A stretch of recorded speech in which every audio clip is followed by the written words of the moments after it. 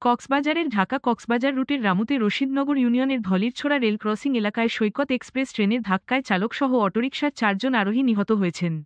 শনিবার ২ আগস্ট দুপুর সোয়া ১টার দিকে এই ঘটনা ঘটে।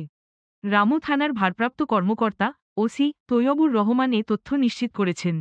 নিহতরা হলেন ঈদগাঁও উপজেলার পোখালী ইউনিয়নের পূর্ব গোমাতলী এলাকার নাজির হোসেনের স্ত্রী মরিয়ম আক্তার ৪৫, তার এক শিশু কন্যা এবং অটোরিকশা চালক হাবিবুল্লাহ। তবে নিহত অপর এক নারীর নাম ও পরিচয় নিশ্চিত হওয়া যায়নি। ধারণা করা হচ্ছে তিনি নিহত অপর যাত্রীদের স্বজন। রশিদনগর ইউনিয়নের ভারপ্রাপ্ত চেয়ারম্যান আব্দুল মালেক মাসুম বলেন, দুপুরে কক্সবাজার আইনিক রেল স্টেশন থেকে ছেড়ে আসা একটি ট্রেন ধলিরছড়া রেল ক্রসিং এলাকায় পৌঁছায়। এ সময় ভারুয়াখালীমুখী একটি যাত্রীবাহী অটোরিকশা রেল ক্রসিং অতিক্রম করছিল।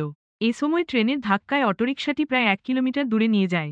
অটোরিকশাটি দুমড়ে মুচড়ে গিয়ে ঘটনাস্থলে চালক ও শিশুসহ ৪ জন নিহত হয়েছেন।